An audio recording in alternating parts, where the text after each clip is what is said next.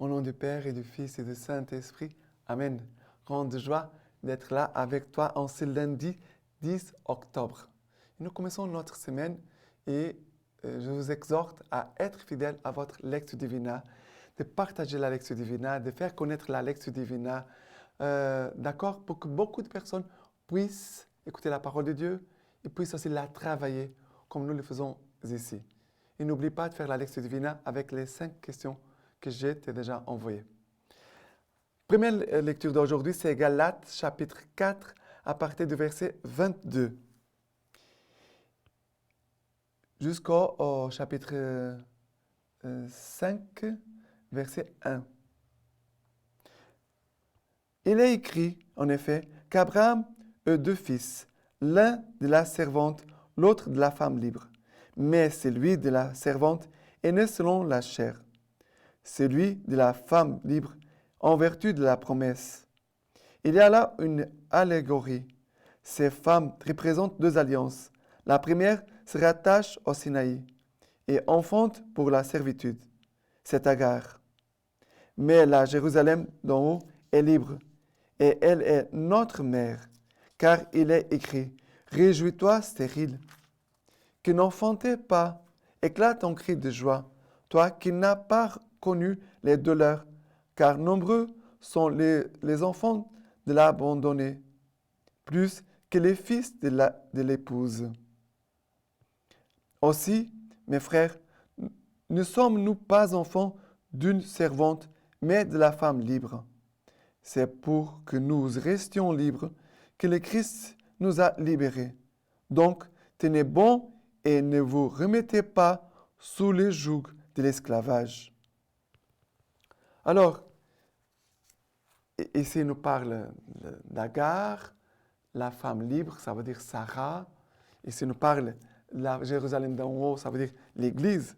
Et ici, Saint Paul il fait comme une comparaison entre la première loi au Sinaï avec les Juifs, le peuple d'Israël, et maintenant la deuxième alliance avec le Christ, avec le corps et le sang de Christ.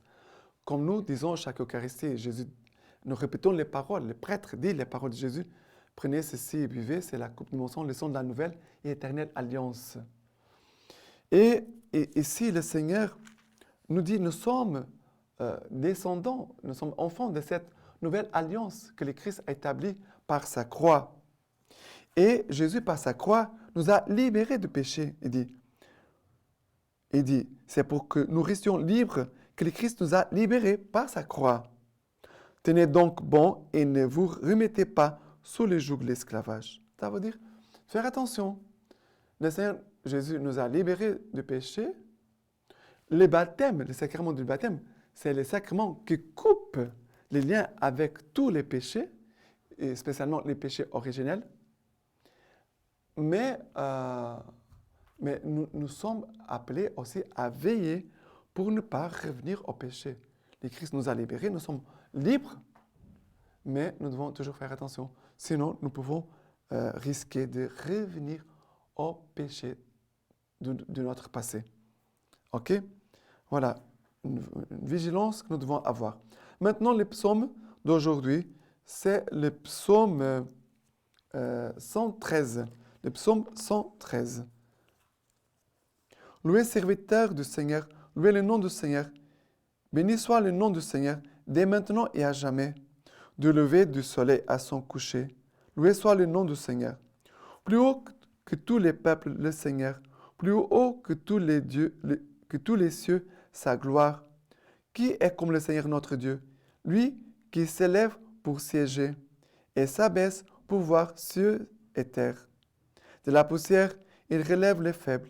Du fumier, il retire les pauvres. On pourrait dire ici, de la poussière, il relève les faibles. Du fumier, ça veut dire de la misère, il retire les pauvres. Ça veut dire, Seigneur, regardez, le psaume commence par la louange.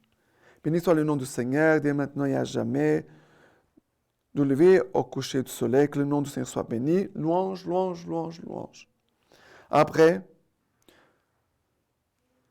plus haut que tous les peuples, Seigneur, plus haut que tous les cieux, sa gloire. Ça veut dire, le Seigneur, il s'élève pour siéger. Seigneur règne.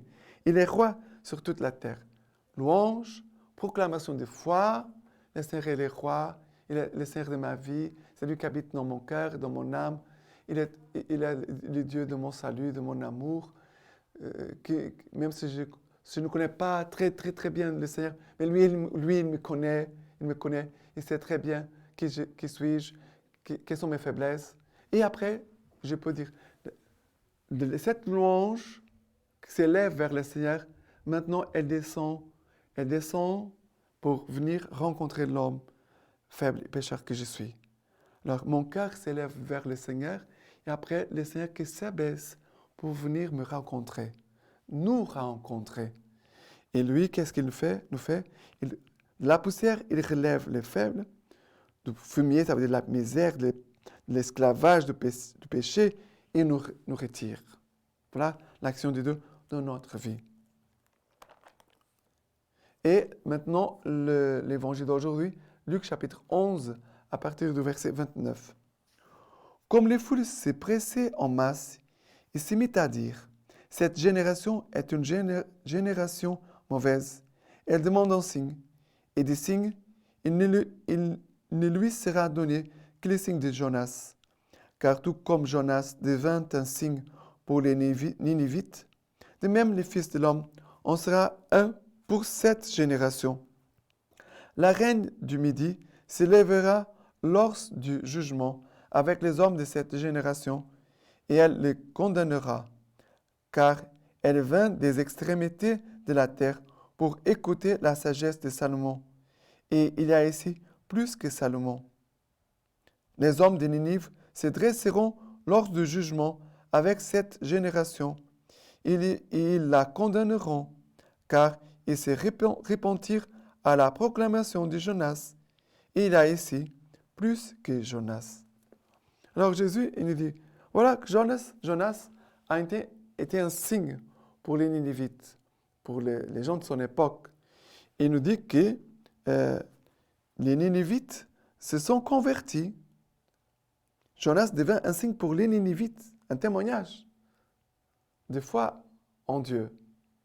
Et les Ninivites se sont convertis, ils ont écouté la voix de Dieu qui a été proclamée par la bouche de Jonas. Après, il nous parle aussi de la reine du Midi qui va se lever lors du jugement avec les hommes de cette génération. Ils vont la condamner parce qu'elle est venue pour écouter la sagesse de Salomon. Il a essayé plus que Salomon. Ça veut dire, en Jésus, il a la plénitude de la sagesse. Ça veut dire que l'Esprit Saint, il est sur Jésus. Et cet même Esprit Saint veut venir sur toi et veut venir habiter dans ton cœur. Il veut faire de toi un signe. L'Esprit Saint, quand il entre dans notre cœur, quand il vient habiter, bien sûr, l'Esprit Saint, nous l'avons reçu le jour de notre baptême. Il est déjà en nous. Mais c'est vrai que nous l'appelons pour qu'il revienne, pour qu'il se manifeste, pour qu'il puisse agir. Qu'est-ce que l'Esprit Saint fait en nous? C'est quand nous avons, imaginez une statue qui s'est cassée, qui s'est abîmée, et on va repeindre, on va tout refaire. Voilà, elle est toute neuve. Mais l'Esprit Saint fait encore plus grand que ça. Parce que l'Esprit Saint, il va graver en nous Jésus-Christ. Les traits de Jésus-Christ, le cœur de Jésus-Christ, les sentiments de Jésus-Christ, les actions de Jésus-Christ. L'Esprit Saint veut graver cela en nous. Il veut laisser en nous les empreintes de Jésus-Christ. Pour que nous puissions dire comme Saint Paul, ce n'est plus moi qui vis, c'est le Christ qui vit en moi.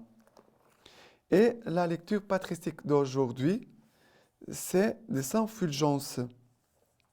Nous dit ceci. Le sacrifice de l'Eucharistie est donc offert pour que la mort du Seigneur soit annoncée et pour que l'on fasse mémoire de lui qui a donné sa vie pour nous. Lui-même l'a dit. Il n'y a pas de plus grand amour que de donner sa vie pour ses amis. Puisque le Christ est mort pour nous, par amour, lorsque nous faisons mémoire de sa mort au moment du sacrifice, ça veut dire de l'Eucharistie, de la messe, nous demandons que l'amour nous soit accordée par la venue du Saint-Esprit. Nous prions humblement qu'en vertu de cet amour par lequel le Christ a voulu mourir pour nous, nous aussi, en recevant la grâce du Saint-Esprit, nous puissions considérer le monde comme crucifié pour nous et être nous-mêmes crucifiés pour le monde.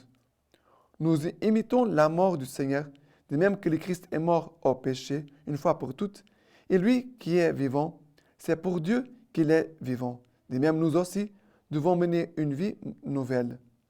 Ayant reçu le don de l'amour, mourons au péché et vivons pour Dieu. Et maintenant, je vous laisse la bénédiction par les mains toutes pures de la Vierge Marie. Que Dieu Tout-Puissant vous bénisse et vous garde, le Père, le Fils et le Saint-Esprit. Amen.